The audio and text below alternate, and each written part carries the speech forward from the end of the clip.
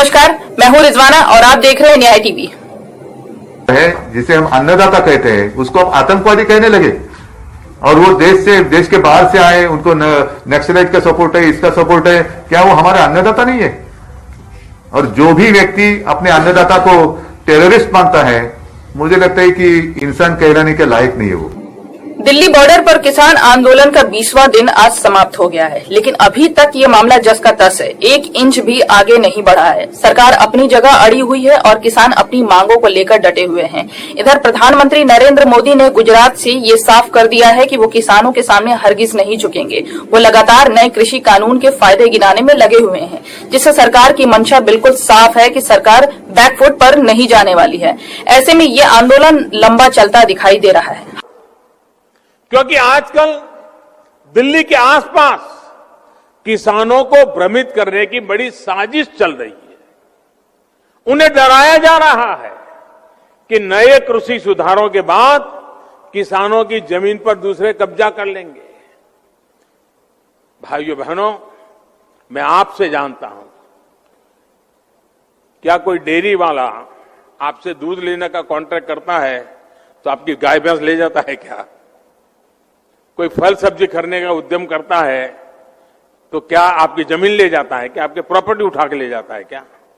साथियों, हमारे देश में डेयरी उद्योग का योगदान कृषि अर्थव्यवस्था के कुल मूल्य में 25% से भी ज्यादा है। ये योगदान करीब करीब 8 लाख करोड़ रुपए होता है। दूध उत्पादन का कुल मूल्य अनाज और दाल के कुल मूल्य से भी ज्यादा होता है। इस व्यवस्था में पशुपालकों को आजादी मिली हुई है। आज देश पूछ रहा है कि ऐसी ही आजादी अनाज और दाल पैदा करने वाले छोटे और सीमांत किसानों को क्यों नहीं मिलनी चाहिए? साथियों, हाल में हुए कृषि सुधारों की मांग बरसों से की जा रही थी। अनेक किसान संगठन भी पहले ही मांग करते थे कि अनाज को कहीं पर भी बेचने का विकल्प दिया जाए। आज जो लोग विपक्ष में बैठकर किसानों को भ्रमित कर रहे हैं, वो भी अपनी सरकार के समय इन कृषि सुधारों के समर्थन में थे, लेकिन अपनी सरकार के रहते वो निर्णय नहीं ले पाए, किसानों को झूठे दिलासे देते रहे। आज जब देश ने यह ऐतिहासिक कदम उठा लिया तो यही लोग किसानों को भ्रमित करने में जुट गए हैं। मैं अपने किसान भाई बहनों से फिर एक बार कह रहा हूं, बार बार दोहराता हूं कि उनकी हर शंका के समाधान के लिए सरकार 24 घंटे तैयार है। किसानों का हित पहले दिन से हमारी सरकार की सर्वोच्च प्राथमिकताओं में से एक रहा है। खेती पर किसानों का खर्च कम हो, उन्हें नए नए विकल्प मिले, उनकी आय बढ़े, किसानों की मुश्किलें कम हो, इसके लिए हमने निरंतर काम किया है। मुझे विश्वास है हमारी सरकार की ईमानदार नीयत, हमारी सरकार के ईमानदार प्रयास और जिसको करीब करीब पूरे देश ने आशीर्वाद दिए हैं, देश के हर कोने के किसानों ने आशीर्वाद दिए हैं, मुझे विश्वास है कि किसानों के आशीर्वाद की ये ताकत, देश भर के किसानों के आशीर्वाद की ताकत, जो भ्रम फैलाने वाले लोग हैं, जो राजनीति करने पर तुले हुए लोग हैं, जो किसानों के कंधे पर बंदूकें फोड़ रहे हैं, देश के सारे जागरूक किसान उनको भी परास्त करके रहेंगे। हालांकि भारतीय जनता पार्टी के अलग अलग नेता अलग अलग तरह के बयान दे रहे हैं। आज सड़क मंत्री नितिन गडकरी ने कहा है कि वो किसानों से बातचीत करने के लिए मुझे लगता है कि किसानों को अगर हम सही तरीके से सच्चाई को बताएंगे, और देखो संवाद होता है, जब संवाद नहीं होता तो विसंवाद होता है, और विसंवाद नहीं होता है तो वितंडवाद होता है। झगड़े विवाद होते हैं। मुझे लगता है आए समझे, हम लोग पॉजिटिव है, हम उनकी बातों को जो भी अच्छी होगी स्वीकारने के लिए तैयार है, कानून में स्वीकारने के लिए तैयार और किसानों के लिए पूरी तरह समर्पित है। अगर हम डायलॉग करेंगे, संवाद होगा तो समस्या निपटाई जाएगी, प्रकरण समाप्त होगा और किसानों को न्याय भी मिलेगा, राहत भी मिलेगी और हम किसानों के हित में ही काम करना चाहते हैं। तैयार हैं। राजनाथ सिंह ने भी समय समय पर ये कहा है कि वो किसानों से बातचीत करने के लिए तैयार हैं। कृषि मंत्री नरेंद्र तोमर, रेल मंत्री पीयूष गोयल और रक्षा मंत्री राजनाथ सिंह, गृह मंत्री अमित शाह, इन सब की बातचीत किसान नेताओं से कई बार हो चुकी है, लेकिन उसके बाद भी मामला जस का तस है। मेरे पास आज लिस्ट आई है अडानी और अंबानी ग्रुप ने, इन्होंने पिछले 4 महीने से 53 एग्रो बेस्ड नई कंपनीज रजिस्टर्ड कराई है with the registrar of the companies. इससे क्या सरकार से मिली भुगत साबित होती है? क्या वो उनको क्या सपना आ रहा है कि ये बिल आने हैं, हमने पहले ही अपनी कंपनी से रजिस्टर्ड करा लें और ये काम करने के लिए? देखिए, देश का किसान जाग चुका है, एकमुठ है और सरकार को उनकी बात माननी पड़ेगी। और जब तक किसान जथेबंदियां बैठी हैं, किसान हमारे बॉर्डर्स पे बैठे हैं, प्रदर्शन करें, उतनी देर हम भी एमपीज जो है इधर बैठ के उनकी आवाज बन के उनके समर्थन में खुले आसमान के नीचे यहाँ पे अपना धरना जारी रखें। इधर देश का मीडिया किसान विरोधी हो चला है। किसानों की उन्हें नहीं पड़ी है, उन्हें सरकार की चिंता है। लगातार मीडिया ये दिखाने की कोशिश कर रहा है कि धरने पर बैठे किसान किसान नहीं हैं, बल्कि राष्ट्र विरोधी तत्व हैं, आतंकवादी हैं, खालिस्तानी हैं। ये भारतीय जनता पार्टी का ही राग अलाप रहे हैं। भारतीय जनता पार्टी के कुछ नेता इसे टुकड़े टुकड़े गैंग की भी संज्ञा दे रहे हैं। राहुल गांधी जी ने जो बात कही है, देश की भावना है।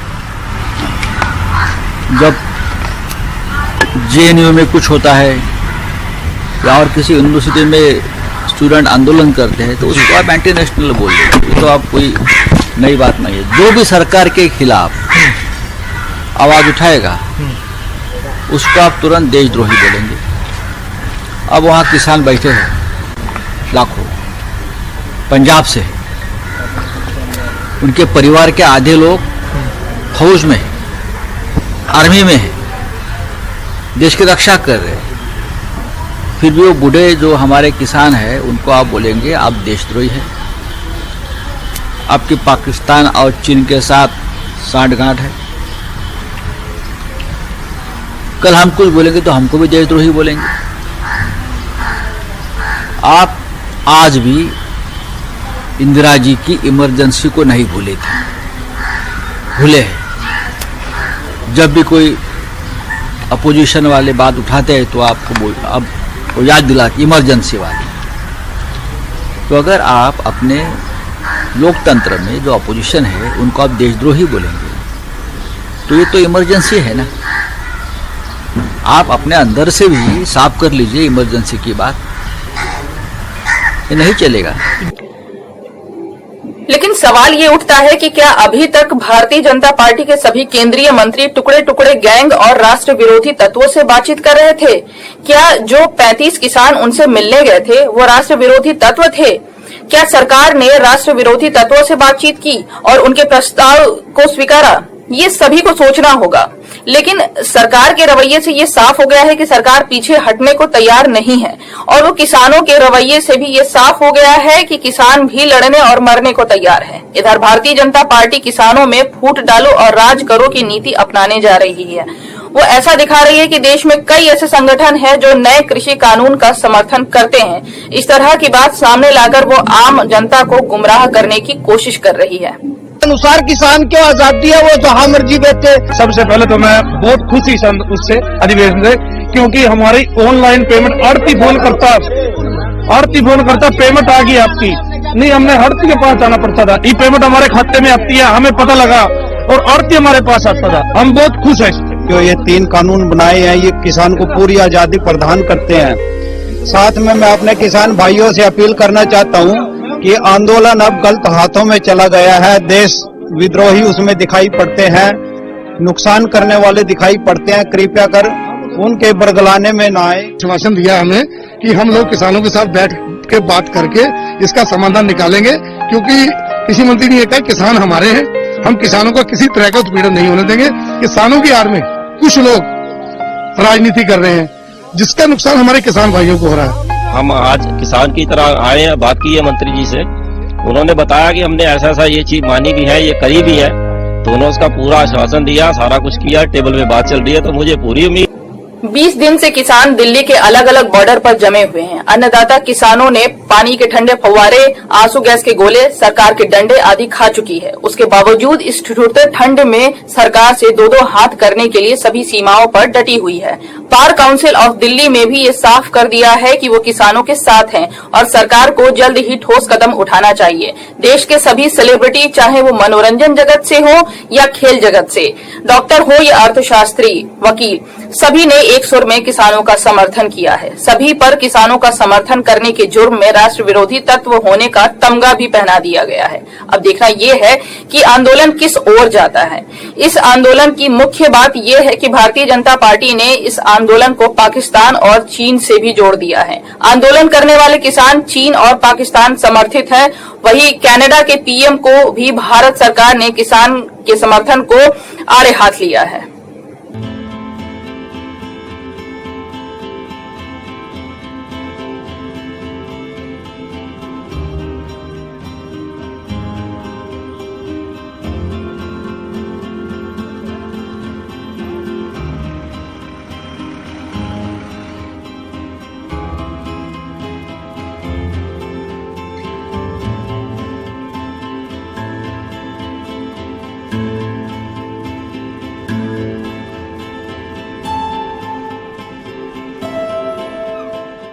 अभी ये तीनों जो कानून है, ये किसानों के भले के नाम पर पूंजीपतियों को पोषित करने वाले हैं। पूंजीपतियों को कृषि उपजों के व्यापार पर एकाधिकार देने वाले हैं। जिसको भी एकाधिकार प्राप्त होता है वो उत्पादक को कम से कम दाम देना चाहता है, उपभोक्ता से ज्यादा दाम वसूल करना चाहता है। तो इसमें तो पैदा करने वाला और खाने वाला दोनों ही लुटते हैं, दोनों ही पिटते हैं। चांदी कटती है केवल बड़े पूंजीपतियों की, बड़े बिचौलियों की।